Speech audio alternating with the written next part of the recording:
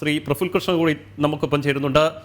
ശ്രീ പ്രഫുൽ കൃഷ്ണ, ഇപ്പോൾ ഏറ്റവും പുതിയ വാർത്ത പുറത്തു വന്നിരിക്കുന്നത് CPM local committee, Mavilayi local committee ആവശ്യപ്പെട്ടിരിക്കുന്നു സർക്കാരിനോട് പണം. ടൂറിസം വകുപ്പ് 50,000 രൂപ അനുവദിച്ചിരിക്കുകയാണ് ഈ ലോക്കൽ കമ്മിറ്റി ഓഫീസിന്റെ ഉദ്ഘാടനത്തിനാണ്. അതായത് AKG സെന്റർ എന്ന പേരിൽ മാവിലായിൽ ഒരു ലോക്കൽ കമ്മിറ്റി ഓഫീസ് തുടങ്ങുന്നു. അതിന്റെ ഉദ്ഘാടനത്തോടനുബന്ധിച്ച് ഒരു സുവനീർ പുറത്തിറക്കുന്നു. അതിനുവേണ്ടിയാണ് പണം ചോദിച്ചത്. 50,000 രൂപ അപ്പോൾ തന്നെ ടൂറിസം വകുപ്പ് അനുവദിച്ചിരിക്കുകയാണ്. എങ്ങനെ കാണുന്നു? ഇതൊക്കെ കാണുന്ന സമയത്ത് ഒട്ടും അത്ഭുതം തോന്നുന്നില്ല. ഇത് കേരളമാണ്. ഈ കേരളത്തിൽ ഇതും സംഭവിക്കും, ഇതിലപ്പുറവും സംഭവിക്കും. ഇതൊക്കെ ചിരിയോടുകൂടി കേൾക്കാനും കാണാനും മാത്രമേ നമുക്ക് സാധിക്കുള്ളൂ. കാരണം CPM-നെ സംബന്ധിച്ചിടത്തോളം ഇത്രയധികം ഒരു ഓർഗനൈസേഷൻ സംഘടന എന്ന് പറയുന്നത് വേറൊന്നുമില്ല.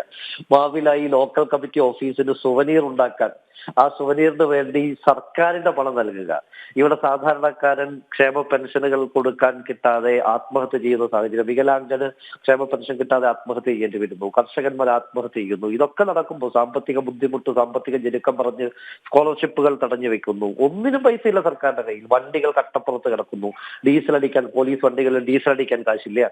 എല്ലാ സമയത്തും സാമ്പത്തിക ഞെരുക്കം പറയുമ്പോൾ സംസ്ഥാന സർക്കാരിന്റെ കയ്യിൽ CPM-ന്റെ ഇത്തരം ഏരിയ കമ്മിറ്റികൾക്ക്, ലോക്കൽ കമ്മിറ്റികൾക്ക് ഓഫീസ് ഉണ്ടാക്കാൻ കൊടുക്കാൻ പണമുണ്ട്.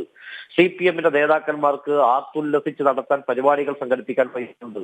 മുഖ്യമന്ത്രിക്കും കുടുംബത്തിനും വിദേശ യാത്രകൾ നടത്താൻ പൈസയുണ്ട്.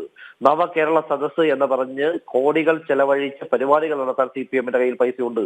ഇവിടുത്തെ സാധാരണക്കാരന് വേണ്ടി നീക്കിവെക്കാൻ 5 നയാ പൈസ സംസ്ഥാന സർക്കാരിന്റെ കയ്യിലില്ല. ഇവിടെ നെൽകർഷകന്മാർക്ക് പോലും താങ്ങുവില കേന്ദ്രം കൊടുത്തിട്ടും സംസ്ഥാന സർക്കാർ കൊടുക്കാതെ ബാങ്ക് വായ്പയാണ് ലഭ്യമാക്കിക്കൊണ്ടിരിക്കുന്നത്. അതാണ് കർഷകൻ ആത്മഹത്യ ചെയ്യുന്ന സാഹചര്യം ഉണ്ടായത്. എന്ന് പറഞ്ഞാൽ സംസ്ഥാന സർക്കാർ ഒരു വല്ലാത്ത മാനസികാവസ്ഥയിലാണ്. അഴിമതിയും ധൂർത്തും സ്വജനപക്ഷപാതവും ഇത് മാത്രമാണ് ഭരണം എന്ന രീതിയിലേക്ക് സംസ്ഥാനത്തിന്റെ ഭരണം മാറിയിരിക്കുന്നു. അനിവാര്യമായിട്ടുള്ള ഒരു അന്ത്യത്തിലേക്ക് കമ്മ്യൂണിസ്റ്റ് പാർട്ടി നടന്നെടുത്തുകൊണ്ടിരിക്കുന്നു എന്നുള്ളതിന്റെ സൂചനകളാണ് ഇതെല്ലാം വ്യക്തമാക്കുന്നത്. ഈ ഒരു കമ്മ്യൂണിസ്റ്റ് പാർട്ടിയുടെ അന്ത്യം എല്ലാ രാജ്യങ്ങളിലും കമ്മ്യൂണിസ്റ്റ് പാർട്ടി നശിക്കുന്നതിന്റെ തൊട്ട് മുമ്പ് ഉണ്ടായിട്ടുള്ള സമാനമായ എല്ലാ സാഹചര്യങ്ങളും കേരളത്തിൽ ഉണ്ടായിരിക്കുന്നു. അതുകൊണ്ട് ഇതെല്ലാം തന്നെ നല്ലതിനാണ് എന്ന് മനസ്സിലാക്കുക. കമ്മ്യൂണിസ്റ്റ് പാർട്ടിയെ സംബന്ധിച്ചിടത്തോളം ആ പാർട്ടി എന്താണ് എന്ന് കേരളത്തിലെ പൊതുജനങ്ങൾക്ക് കൃത്യമായി മനസ്സിലാക്കാൻ സാധിക്കുന്ന തരത്തിലുള്ള സിറ്റുവേഷൻസ് ഇവിടെ ക്രിയേറ്റ് ചെയ്യപ്പെടുകയാണ്. അതുകൊണ്ട് ഇതിലൊട്ടും അത്ഭുതപ്പെടാനില്ല. ഇത് സംഭവിക്കും, ഇതിലപ്പുറവും സംഭവിക്കും. മുഖ്യമന്ത്രിയും കുടുംബവും എല്ലാവരും അഴിമതി ചെയ്ത് വലിയ ഗൗരവകരമായിട്ടുള്ള അന്വേഷണമാണ് മുഖ്യമന്ത്രിക്കും കുടുംബത്തിനും നടക്കുന്നത്. അപ്പോ ഫോറൻസിക് അന്വേഷണം ഉൾപ്പെടെ അതുമായി ബന്ധപ്പെട്ട് സോഫ്റ്റ്വെയറുകളുമായി ബന്ധപ്പെട്ട് നടക്കുന്നു. എന്ന് പറഞ്ഞാൽ മുഖ്യമന്ത്രിയും അല്ലെങ്കിൽ CPM-ഉം എല്ലാം തന്നെ വല്ലാത്തൊരു പ്രതിക്കൂട്ടിലായിരിക്കുകയാണ്. ഒരു സർക്കാർ എങ്ങനെയാണ് ഒരു ലോക്കൽ കമ്മിറ്റിക്ക് പരസ്യം കൊടുക്കുക? ഈ ടൂറിസം വകുപ്പ് എങ്ങനെയാ അങ്ങനെ ഒരു സാധനം കൊടുക്കുക? മുഖ്യമന്ത്രിയുടെ മരുമകനാണ് മുഹമ്മദ് റിയാസിന്റെ കീഴിലുള്ള വകുപ്പാണ്. അപ്പോ CPM-ന്റെ ലോക്കൽ കമ്മിറ്റി ഓഫീസ് ഉണ്ടാക്കാൻ, അല്ലെങ്കിൽ അവരുടെ കമ്മിറ്റി ഓഫീസ് ഉണ്ടാക്കാൻ പരസ്യം കൊടുക്കുക എന്ന് പറഞ്ഞാൽ ഒരു തരത്തിലും ന്യായീകരിക്കാൻ പറ്റുന്നതല്ല. ഒരു തരത്തിലും മുഖ്യമന്ത്രി തന്നെയാണ് ഈ ലോക്കൽ കമ്മിറ്റി ഓഫീസ് ഉദ്ഘാടനം ചെയ്തത്. മുഖ്യമന്ത്രി ഉദ്ഘാടനം ചെയ്ത ലോക്കൽ കമ്മിറ്റി ഓഫീസിന് വേണ്ടി തന്നെയാണ് പണം അനുവദിച്ചിരിക്കുന്നത്. അതും കണ്ണൂരിലാണ്.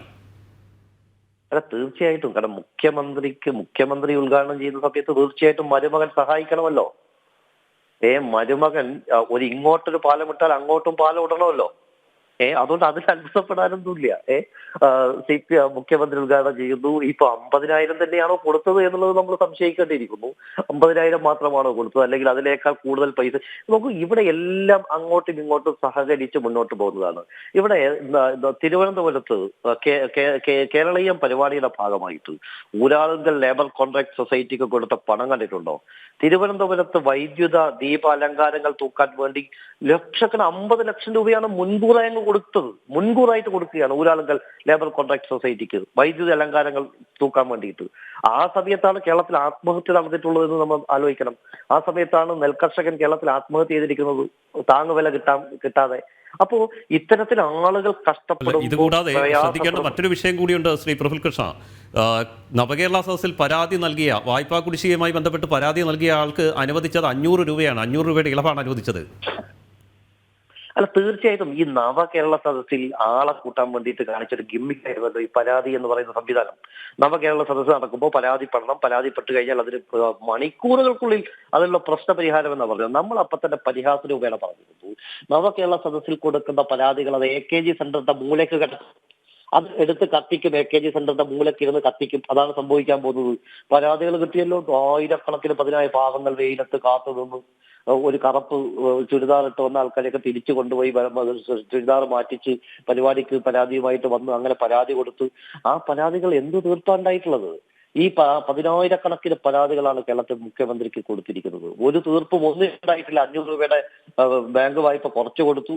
ഇപ്പൊ മന്ത്രിമാർക്കെതിരായിട്ടുള്ള പരാതി കിട്ടി. മന്ത്രിമാർക്കെതിരായിട്ട് അഹമ്മദ് ദേവർകോവിലിനെതിരായിട്ടുള്ള പരാതി ഉണ്ടായിരുന്നു, PV അൻവറിനെതിരായിട്ടുള്ള പരാതി ഉണ്ടായിരുന്നു. നോക്കൂ, കമ്മ്യൂണിസ്റ്റ് പാർട്ടി എന്ന് പറയുന്നത് ഇത്തരത്തിലേക്കുള്ള ഒരു പാർട്ടിയായി മാറിക്കഴിഞ്ഞിരിക്കുന്നു. PV അൻവർ അല്ലെ, PV അൻവറൊക്കെയാണ് ഇപ്പോ കമ്മ്യൂണിസ്റ്റ് പാർട്ടിയുടെ ഏറ്റവും വലിയ പ്രമാണിമാരായിട്ടുള്ളത്.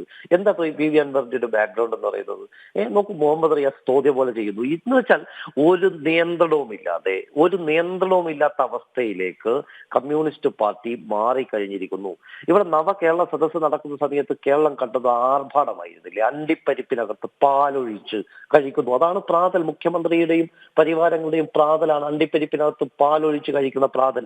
എന്ന് വെച്ചാൽ ഇത്തരത്തിലുള്ള ധൂർത്തിലേക്ക്, തെമ്മാടിത്തത്തിലേക്ക്, എന്തും ചെയ്യാമെന്നുള്ളൊരു ധാർഷ്ട്യത്തിലേക്ക് രണ്ടാം വട്ടവും അധികാരം കിട്ടുന്ന സമയത്ത് ഞങ്ങൾക്ക് എന്തും ചെയ്യാനുള്ള ആ ഒരു മാൻഡേറ്റ് ആണ് കിട്ടിയിരിക്കുന്നത് എന്നുള്ള ധിക്കാരമാണ്, ധാർഷ്ട്യമാണ്. ഈ ധാർഷ്ട്യം കമ്മ്യൂണിസ്റ്റ് പാർട്ടിയുടെ ഏറ്റവും അവസാനത്തെ ധാർഷ്ട്യമാണ്, ധിക്കാരമാണ്. ഈ പാർട്ടി, കമ്മ്യൂണിസ്റ്റ് പാർട്ടി, അതിന്റെ അനിവാര്യമായിട്ടുള്ള അധപ്പതനത്തിലേക്ക് അതിവേഗം നടന്നെടുത്തു എന്ന് കൊണ്ടുവന്നിരിക്കുന്നു എന്നതിന്റെ വ്യക്തമായിട്ടുള്ള സൂചനകളാണ് നമ്മളിപ്പോൾ കണ്ടുകൊണ്ടിരിക്കുന്നത്. യെസ്, വളരെയധികം നന്ദി ശ്രീ പ്രഫുൽ കൃഷ്ണ ഈ സമയം പ്രതികരിച്ചതിന്.